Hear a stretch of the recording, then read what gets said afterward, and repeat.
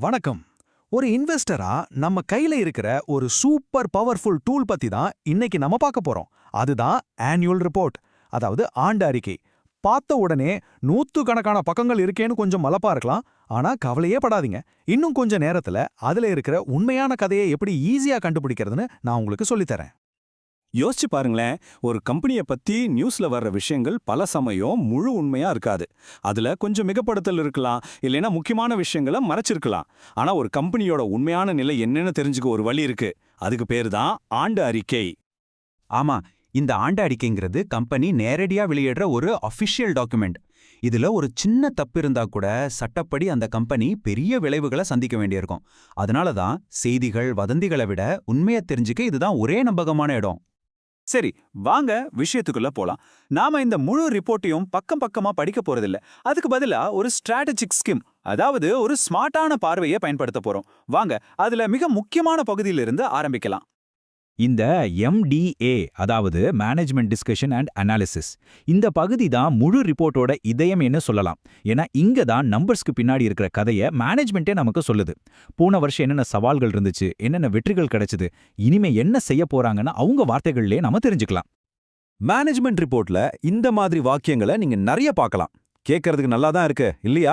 ஆனா ஒரு smart investor இதை படிக்கும்போது, ஓகே, என்ன பொருளாதார தடை, மற்ற கம்பெனிகளை விட எப்படி நீங்க நல்லா பண்ணீங்க, என்ன புதுமை செஞ்சீங்க அப்படின்னு கேள்வி கேட்பாங்க. வெறும் வார்த்தைகளை நம்பாம அதுக்கான ஆதாரத்தை நம்ம தேடணும். இந்த ஸ்லைடுல இருக்கிற கேள்விகளை ஒரு ஃபில்டர் மாதிரி பயன்படுத்துங்க. மேனேஜ்மெண்ட் சொல்றது நிஜமாவே நடக்கிற மாதிரி இருக்கா, இல்ல எல்லாமே சூப்பரா இருக்கிற மாதிரி காட்டுறாங்களா? தங்களோட தவறுகளை ஒத்துக்கிறாங்களா, இல்ல எல்லாத்துக்கும் வெளியே இருக்கிற காரணங்களை சொல்றாங்களா? ஒரு நல்ல மேனேஜ்மெண்ட் சவால்களையும் வெளிப்படையா பேச தயங்காது. அதுதான் நம்பிக்கைக்கான முதல் அடையாளம். இப்ப நாம அவங்க சொன்ன கதையை கேட்டுட்டோம். சரி, அந்த கதைக்கு ஆதாரம் இருக்கான்னு நம்பர்ஸ்ல செக் பண்ண வேண்டாமா? வாங்க அதை பார்க்கலாம். இந்த 3 அறிக்கைகளும் தான் ஒரு கம்பெனியோட நிதி ஆரோக்கியத்தோட அடித்தளம்.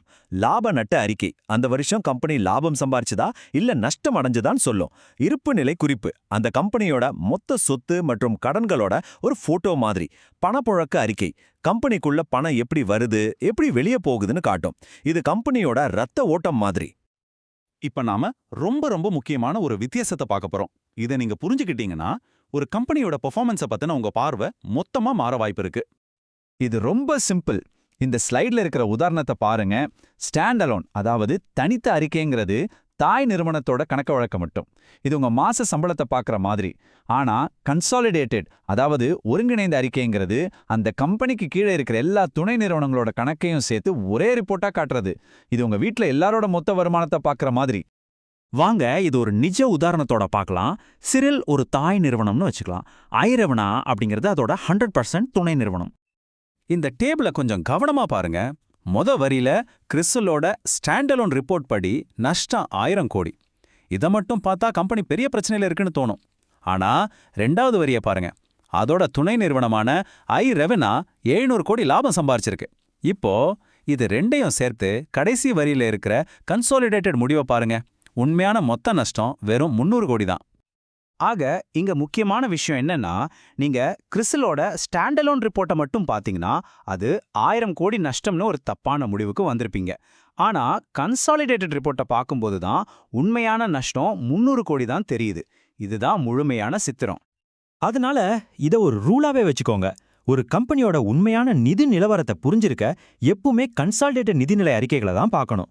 ஸ்டாண்டலோன் அறிக்கை கதையோட ஒரு பகுதியை மட்டும்தான் சொல்லும். கன்சாலிடேட்டட் அறிக்கை தான் முழு உண்மையும் காட்டும். சரி, நம்மளோட இந்த ஸ்மார்ட் பார்வையோட கடைசி பகுதிக்கு வந்தாச்சு. இங்க சில முக்கியமான சின்ன சின்ன விவரங்களை பத்தி பார்க்கலாம். நீங்க நிதிநிலை அறிக்கைகளை பார்க்கும்போது ஒவ்வொரு வரிக்கு பக்கத்துலயும் ஒரு குட்டி நம்பர் இருக்கும். அதுக்கு பேரு தான் ஷெட்யூல்ஸ், அதாவது அட்டவணைகள். அந்த நம்பருக்குரிய பக்கத்துக்கு போனீங்கன்னா அந்த வரியோட முழு விவரமும் அங்க இருக்கும். உதாரணமா, கடன் அப்படின்னு ஒரு தொகை இருந்தா அது எந்த பேங்க் கிட்ட இருந்து எவ்வளோ வட்டிக்கு வாங்கினாங்கிற எல்லா டீட்டெயில்ஸும் அந்த அட்டவணையில இருக்கும். அறிக்கை சுருக்கம்னா அட்டவணை தான் விவரம். இது மட்டும் இல்லாம இன்னும் சில முக்கியமான பகுதிகளும் இருக்கு. கார்ப்பரேட் கவர்னன்ஸ் ரிப்போர்ட் கம்பெனியை யார் இயக்குறாங்க, அவங்களுக்கு என்ன அனுபவம் இருக்குன்னு காட்டும். டைரக்டர்ஸ் ரிப்போர்ட் கம்பெனியோட எதிர்கால திட்டங்களை பத்தி ஒரு ஐடியா கொடுக்கும். அப்புறம் சப்சிடரிஸ் லிஸ்ட்டை பார்த்தீங்கன்னா தாய் கம்பெனிக்கு கீழே இன்னும் என்னென்ன கம்பெனிகள் இருக்குன்னு முழு அமைப்பும் நமக்கு தெளிவா புரியும்.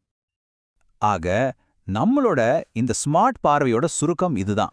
முதல்ல MD&Aல கதையை கேளுங்க. அப்புறம் கன்சாலிடேட்டட் நம்பர்ஸை வச்சு அந்த கதையை செக் பண்ணுங்க. ஏதாவது சந்தேகம் இருந்தா ஷெட்யூல்ஸ்க்கு போய் முழு டீட்டெயில்ஸையும் பாருங்க. இந்த சிம்பிளான முறையை பயன்படுத்தினா எவ்வளோ பெரிய ஆண்டறிக்கையும் நீங்க சுலபமா புரிஞ்சுக்கலாம். இந்த மாப்பை எப்படி படிக்கணும்னு இப்போ உங்களுக்கு தெரியும். இந்த அறிவை வச்சுக்கிட்டு நீங்க முதல்ல எந்த கம்பெனியோட உண்மை கதையை தெரிஞ்சுக்க போறீங்க? நீங்களே ஒரு கம்பெனியோட ஆண்டு அறிக்கையை எடுத்து படிச்சு பாருங்க. கண்டிப்பா அது உங்களுக்கு ஒரு புது பார்வையை கொடுக்கும்.